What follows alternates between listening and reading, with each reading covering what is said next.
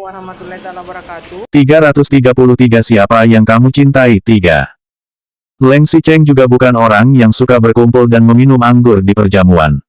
Jika perlu membahas bisnis, maka ia membahas bisnis. Apakah meminum segelas anggur bisa membuatnya menjadi 0,1% lebih murah hati ketika sedang bekerja sama?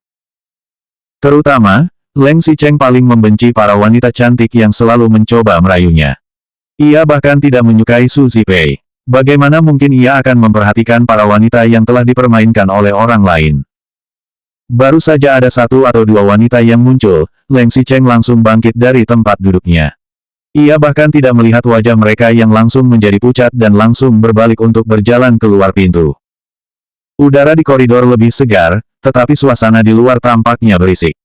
Begitu Leng Xicheng menoleh untuk melihat, pintu masuk lift dikelilingi sekelompok orang. Gu Qingqing terperangkap di dalam kerumunan itu sehingga Leng Xicheng tidak bisa melihatnya. Leng Xicheng tidak suka ikut campur di keramaian. Ia melirik sekilas ke arah sana dengan dingin, lalu melangkah kakinya ke arah yang berlawanan. Namun, begitu ia berjalan satu langkah, ia langsung mendengar dua suara yang tidak asing. Apakah kamu tahu siapa istri Xicheng? Aku tidak peduli siapa dia. Itu adalah suara Su Zipei yang bertanya dan suara Chen Wenji yang menjawabnya dengan arogan. Leng Xicheng mengerutkan kening dan berpikir dengan kesal, mengapa Chen Wenji lagi? Meskipun Chen Wenji agak pintar dan kemampuan beraktingnya juga baik, orangnya terlalu sombong. Begitu diangkat, Chen Wenji langsung menjadi kacang yang lupa kulitnya dan tidak bisa mengenali siapa dirinya. Ketika Leng Xicheng kembali, ia pasti harus menekan Chen Wenji dan mengurangi waktu eksposurnya. Leng Xicheng masih belum berjalan dua langkah ketika ia tiba-tiba mendengar suara yang sangat lemah. Kak Zipei, jangan mengatakannya lagi. Langkah kaki Leng Xicheng mendadak terhenti. Ia langsung bertanya-tanya, suara ini. Jika aku tidak salah mendengar, itu adalah Gu Qingqing. Tapi, bagaimana bisa itu adalah Gu Qingqing? Mengapa dia datang ke sini? Mengapa dia bisa bertemu Chen Wenji dan bahkan Su Zipei?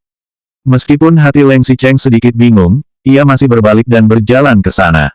Saat ia baru saja berjalan tidak sampai dua langkah, Sekretaris Cheng membuka pintu dan keluar untuk memanggilnya. Tuan Leng, saya sudah mencari ke sana kemari dari tadi. Presiden Zhao dari perusahaan Ningxi mencari Tuan.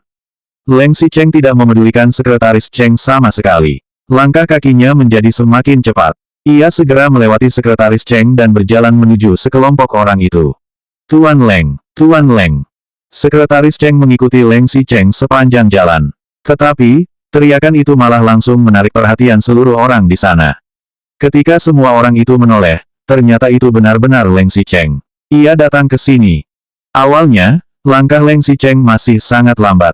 Kemudian, ia melihat sekelompok orang yang berkerumun di sana. Ada kedua anak perempuan keluarga Su, Ni Zining, dan ada juga Chen Wenji. Ekspresi wajah mereka semua sangat terkejut. Leng Xicheng tampaknya menyadari sesuatu dan langkahnya menjadi semakin cepat. Ketika ia hampir mendekati orang-orang ini, ia terlihat seperti berjalan cepat. Su Zipei merasa kesulitan untuk mengatakan sesuatu ketika melihat Leng Xicheng datang. Chen Wenji juga tahu bahwa sekarang Leng Xicheng sedang dalam tahap memperlakukannya dengan dingin. Kata-kata Chen Wenji tadi sudah cukup untuk membangkitkan kekesalan Leng Xicheng. Mana berani ia maju untuk menjelaskan. Berbeda halnya dengan Su Zijin, ia malah berjalan keluar dari kerumunan untuk menarik lengan Leng Xicheng dan segera menjelaskan, Kakak Xicheng, ini karena kaki dan tangan Gu Qingqing tidak bersih. Dia mengambil barang milik bintang wanita ini. Dasar bajingan, Leng Xicheng langsung menyingkirkan lengan Su Zijin. Ia mencari sosok Gu Qingqing dengan sorot matanya yang tajam. Ting! Kebetulan terdengar denting lift yang baru saja tiba. Leng Xicheng segera bergegas ke sana. Begitu ia sampai, ia langsung melihat Gu Qingqing yang telah berdiri di dalam lift dan menatapnya dengan dingin. Gu Qingqing, itu benar-benar dia. Mengapa dia bisa ada di sini? Pikir Leng Xicheng. Gu Qingqing berdiri dengan tegak dan ekspresinya sangat dingin. Sorot matanya juga terlihat lelah dan dingin, seperti ingin menggambar sebuah garis pembatas di antara dirinya dan Leng Xicheng. Gu Qingqing melihat Leng Xicheng seolah-olah pria itu benar-benar adalah orang asing. Ketika Leng Xicheng hendak pergi ke sana dan berbicara, pintu lift tiba-tiba tertutup.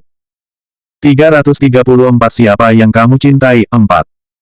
Pada saat pintu lift tertutup, Leng Xicheng langsung menjadi gila. Ia langsung bergegas ke sana dan dengan cepat sampai di depan lift. Leng Xicheng ingin membuat pintu lift terbuka lagi, tetapi tidak bisa.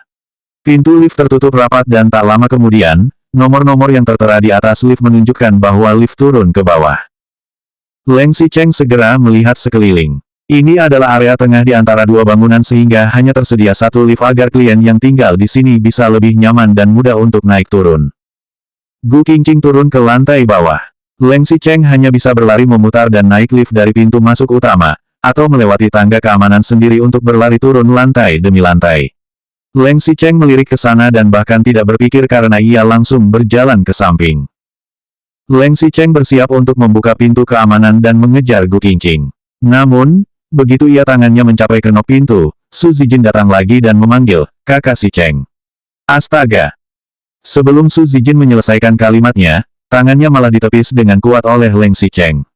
Pria itu memelototi Su Zijin dan sekelompok orang yang di belakangnya dengan marah. Kemudian, ia mengalihkan pandangannya kepada Sekretaris Cheng yang menyusulnya. Leng Xicheng segera memerintah Sekretaris Cheng, "Periksanya dengan jelas apa yang sebenarnya terjadi. Jika ada orang yang membuat masalah, aku pasti tidak akan mengampuninya." Setelah Leng Xicheng memberikan perintah ini, ia tidak peduli lagi dan langsung membuka pintu keamanan untuk bergegas ke lantai bawah. Leng Xicheng berlari secepat mungkin ke lantai bawah. Sementara itu, Gu Qingqing yang berada di dalam lift juga melihat nomor lift yang terus bergerak turun ke bawah. Untungnya, tempat ini hanya terdiri dari 5 lantai. Leng Xicheng bergegas ke aula dan melihat sekeliling, tetapi sudah tidak ada orang di pintu masuk lift. Kemana perginya Gu Qingqing? Pikirnya. Leng Xicheng melihat sekeliling dan tidak bisa menemukan orangnya. Saat Leng Xicheng membuka pintu utama dan berjalan keluar, ada banyak taksi yang berjajar di luar. Benar saja, saat ia segera bergegas keluar, ia melihat Gu Qingqing sedang mengantre di baris pertama, lalu membungkuk dan masuk ke dalam taksi. Tanpa membuang-buang waktu, Leng Xicheng langsung bergegas ke sana dan memanggil, "Gu Qingqing." Gu Qingqing berhenti sebentar saat mendengar suara Leng Xicheng, namun, ia cepat-cepat masuk ke dalam mobil tanpa menoleh ke belakang dan kemudian menutup pintu mobil. Begitu Leng Xicheng melihat Gu Qingqing masuk ke dalam taksi, ia langsung cemas dan bergegas ke sana tanpa mengatakan apapun. Lalu, ia terus memanggil, "Gu Qingqing, turun dari mobil. Turun, hentikan." Jendela pengemudi taksi tidak ditutup sehingga sopir taksi melihat Leng Xicheng mengejar sepanjang jalan. Ia masih melihat spion dan bertanya kepada Gu Qingqing, "Nona, apakah ingin tunggu sebentar?" Gu Qingqing menggelengkan kepala dan menjawab dengan suara yang agak lelah, "Tidak perlu. Jalan saja." Sopir taksi masih ingin mengatakan sesuatu, tetapi Leng Xicheng telah mengejar hingga sampai ke belakang taksi. Wajah Leng Xicheng tetap terlihat tenang, tetapi matanya sangat cemas karena takut Gu Qingqing pergi. Suaranya juga agak tajam saat ia memanggil sekali lagi, "Gu Qingqing, turun." Gu Qingqing bahkan tidak melihat Leng Xicheng. Ia menurunkan matanya sedikit dan melihat jari-jarinya yang bertumpu di lututnya. Saat tangan Leng Xicheng hendak menyentuh pegangan pintu taksi, taksi itu tiba-tiba menyala dan melaju hingga meninggalkan Leng Xicheng di belakang. Leng Xicheng langsung tercengang. Namun, ia segera mempercepat larinya dan mengejar lagi. Ia mengejar taksi itu sepanjang jalan sambil menepuk pintu taksi dan memanggil, "Gu Qingqing, turun dari taksi ini. Turun."